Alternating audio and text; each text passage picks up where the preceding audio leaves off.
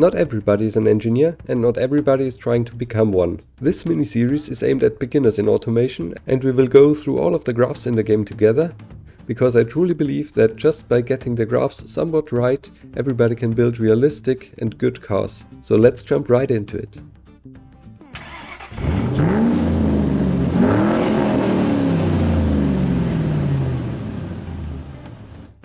The first one on our list is the gearing graph. It basically shows the power at the wheels over the vehicle speed for each individual gear. Power at the wheels means it will already take into account all of the drivetrain losses, so naturally the maximum of these curves is lower than the actual engine power. Our current engine has a power of 112 horsepower and we see that only about 103 horsepower actually arrive at the wheel. On the very right side you see the top speed line, so once you have finished your car this will show you the actual top speed. You can estimate where in the rev range that actually happens. Before you have finished the car it will just give you an estimated top speed, because the calculations don't know all of the resistances yet, like aero, like the tires rolling resistance and so on. So once you finish the car you get the actual top speed. And to optimize your top speed you would need to move the peak of your highest gear into the direction of the red line. So here the peak is a little bit to the left, so I have to move it to the right, so I have to increase the top speed setting. And you see that the top speed should theoretically increase. 200.9 kilometers an hour is a higher top speed than we had before.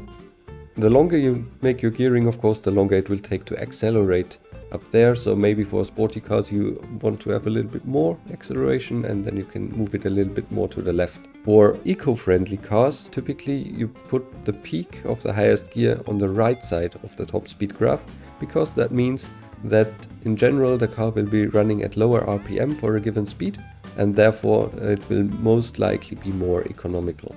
A typical setup is also to have the top speed in the second highest gear and use the highest gear as a kind of an overdrive.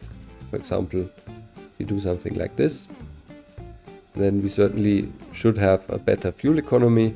I mean, we have a sports car here, so 14.4 is not that good. But if we go back to the original setting, you see that we saved 1 liter of fuel for 100 kilometers. There are some use cases where you maybe want to have a very short first gear, and this is typically in the utility segment. You see that the utility score increased massively by having a very short first gear. This is for pulling loads, for pulling trailers, for very heavy stuff.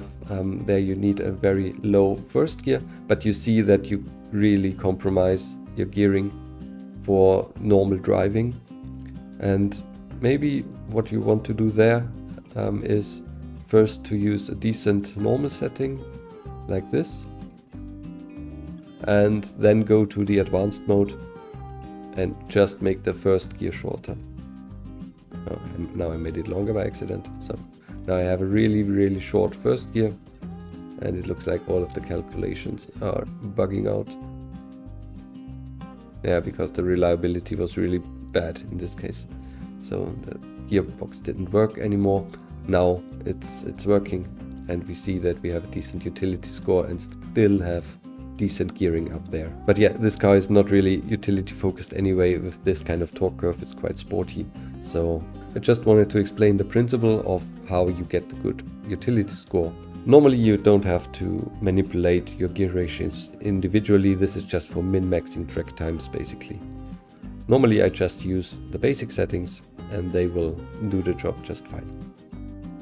In general, a good graph looks like this, where you don't drop very much between gear shifts. So imagine you would be starting at standstill, you go into first gear, you shift here, and then you basically jump at this point to the second gear, which means you will not drop a lot in the RPM. Currently this engine revs to 7,500. So overall this whole range here for one gear is 7,500 RPM, which means we will only drop maybe 2,000, 3,000 RPM and still are in a very good range of the torque. So what we want to achieve is to have a really low drop here. We are just dropping around 10% of power, and then we will have very good acceleration without the car bogging down in the next gear. A bad setup basically would be something like, let's make our first gear shorter.